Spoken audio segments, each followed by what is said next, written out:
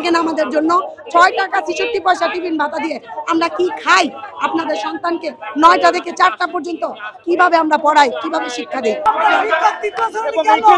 শিক্ষকদের পক্ষে কথা বলার জন্য আসছি যে শিক্ষকদের সাথে যে জিনিসটা হচ্ছে এটা উচিত না। দাবি ছিল 10ম গ্রেড, আমাদের দাবি ছিল 3য় শ্রেণী থেকে মুক্তি পেয়ে 10ম গ্রেড বাস্তবায়ন করা। ভালোভাবে আপনাদের সন্তানদেরকে আমরা মানুষ গড়ার কারিগর হিসেবে থাকি। আপনারা আমাদের কাছ থেকে 1ম শ্রেণীর জাতি আশা করেন, আমরা নিজেরাই 3য় শ্রেণীর অভিশাপে অভিশপ্ত। শুধু কি মহান পেশা কথা দিয়ে কি চিড়া ভেজে, চিড়া ভিজাইতে তো পানিও দরকার।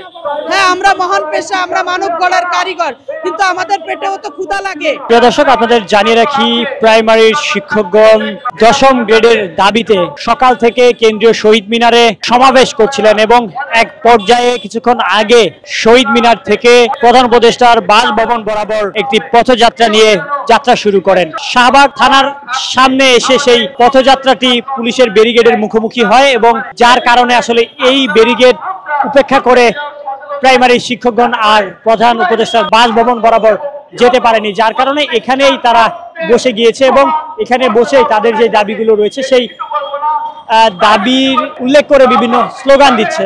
আমরা 3য় শ্রেণী কর্মচারী থেকে মুক্তি পাওয়ার জন্য অবস্থান কর্মসূচি গ্রহণ করেছিলাম কেন্দ্রীয় শহীদ মিনারে।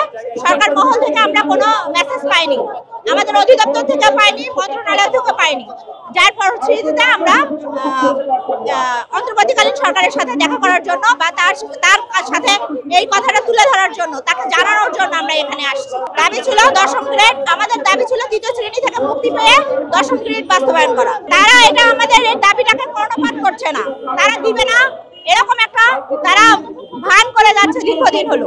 দেখুন, বাংলাদেশের একজন সরকারি প্রাথমিক বিদ্যালয়ের সহকারী শিক্ষক যখন প্রথম যোগদান করেন তিনি মাত্র 17,500 টাকা বেতন পান।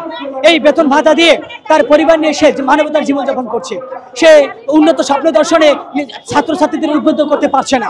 আপনি দেখেন বর্তমান যে দ্রব্যমূল্যের ঊর্ধ্বগতি, তার ভিতরে এই ন্যূনতম 17,500 টাকার বেতন দিয়ে আমাদের জীবনযাপন প্রায় অসম্ভব হয়ে পড়েছে। দেখুন, আমরা যে 2021 সাল থেকে কর্মসূচি পালন করে আছি, সরকারের কাছ থেকে নানামুখী আশ্বাস দিলেও দৃশ্যমান করে পদক্ষেপ আমরা এখন পর্যন্ত দেখতে পাচ্ছি না। আমরা জুলাই বিপ্লবের পর অন্তর্বর্তী সরকার গঠিত হওয়ার পর তারা একটা কনসালটেশন কমিটি গঠন করেছেন যে সরকারি প্রাথমিক বিদ্যালয়ের নানামুখী সমস্যা সমাধানের জন্য। তারা শিক্ষকদের সাথে সেরকমের কোঅপারেট করেননি। আমরা আশাহত হচ্ছি তারা আগামী 30শে জানুয়ারি 2025 সালে যে বক্তব্য বা রিপোর্ট পেশ করতে যাচ্ছেন, সেখানে সহকারী শিক্ষকদের দাবি যথোপযুক্তভাবে পেশ করবেন বলে আমরা ভাবছি না। তাই আমরা আমাদের অবস্থান জানান দিতে চাই, বাংলাদেশের সহকারী শিক্ষকদের এই যৌক্তিক দাবি, এই ন্যায্য দাবি যদি মেনে না নেওয়া হয়, তাহলে জাতিসংঘের ঘোষিত এসডিজির যে 4 নম্বর লক্ষ্য মানসম্মত শিক্ষা বাস্তবায়ন, সেটা স্বপ্নই থেকে যাবে। ভালোভাবে আপনাদের সন্তানদেরকে আমরা মানুষ গড়ার কারিগর হিসেবে থাকি। আপনারা আমাদের কাছ থেকে 1ম শ্রেণীর জাতি আশা করেন, আমরা নিজেরাই 3য় শ্রেণীর অভিশাপে অভিশপ্ত। আমরা কিভাবে 3য় শ্রেণীর 3rd ক্লাস শিক্ষক হয়ে আপনাদের 1st ক্লাস জাতীয় উপদেশ উপহার দিতে পারি। আমাদের ডিপার্টমেন্টে প্রায় 4.5 লক্ষ সহকারী শিক্ষক, সেখানে আমরা 3 লক্ষের উপরে স্নাতক এবং স্নাতকোত্তর ডিগ্রিধারী। আমরা মাস্টার্স প্রায় 1.5 লক্ষ শিক্ষক, আমরা আরো 1.5 লক্ষের উপরে আছি স্নাতক বিএ পাস যাকে বলা হয়। আমাদের যোগ্যতা চাওয়া হয়েছে স্নাতক 2য় শ্রেণী, যেখানে বিসিএস ক্যাডাররা 3য় শ্রেণী হলেও আবেদন করতে পারে, সেখানে আমরা শিক্ষকরা 2য় শ্রেণী ছাড়া আবেদন করতে পারি না। তারপরও আমাদের মূল্য, আমরা দেশের 3য় শ্রেণীর নাগরিক, আমরা এই 3য় শ্রেণীর নাগরিক হিসেবে অধিকার অভিশাপ থেকে মুক্তি পেতে চাই। মায়া লাগে না আমাদের জন্য। 6 টাকা 66 পয়সা টিফিন ভাতা দিয়ে আমরা কি খাই? আপনাদের সন্তানকে 9টা থেকে 4টা পর্যন্ত কিভাবে আমরা পড়াই, কিভাবে শিক্ষা দিই? আজকে মেডিকেল রিপোর্টে দেখেন, গত মেডিকেলের রিপোর্ট বের হয়েছে গত 3-4 দিন আগে, মেডিকেল কলেজের আমাদের প্রাথমিক বিদ্যালয়ের 95% শিক্ষার্থী মেডিকেল কলেজে চান্স পেয়েছে, সরকারি মেডিকেল কলেজে। আপনারা বলেন, মাননীয় শিক্ষা উপদেষ্টা বলেছেন আমাদের দাবি যুক্তিযুক্ত, তবে বাস্তবসম্মত নয়। কেন বাস্তবসম্মত নয় সেটা জানার জন্য আমরা রাজপথে এসেছি। শুধু কি মহান পেশা কথা দিয়ে কি চিড়া ভেজে, চিড়া ভিজাইতে তো পানিও দরকার। হ্যাঁ, আমরা মহান পেশা, আমরা মানব গড়ার কারিগর, কিন্তু আমাদের পেটেও তো ক্ষুধা লাগে। সাধারণ মানুষের মতো আমাদেরও তো অসুখ হলে ওষুধ খাওয়া লাগে। তাহলে আমাদের কি শুধুই মহান পেশা বলেই রাখবেন আপনারা? 17তম গ্রেডের থেকে 10ম গ্রেডে আসে, তাদের বেতন দেওয়ার টাকা আছে। 16তম গ্রেড থেকে 10মে আসে, তাদের বেতন দিতে পারে।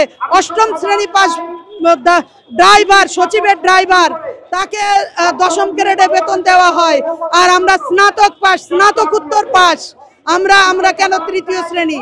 আমাদের বেলায় সরকারের টাকা থাকে না, দেশের বাজেট থাকে না, আর আমাদেরকে বলা হয় আমরা মানব গড়ার কারিগর। এবং এইখানে শিক্ষকদের পক্ষে কথা বলার জন্য আসছি যে শিক্ষকদের সাথে যে জিনিসটা হচ্ছে এটা উচিত না। শিক্ষকদের প্রপার মর্যাদা দেওয়া উচিত এবং শিক্ষকরা এই যে তাদেরকে নামমাত্র সর্বস্ব বলা হয়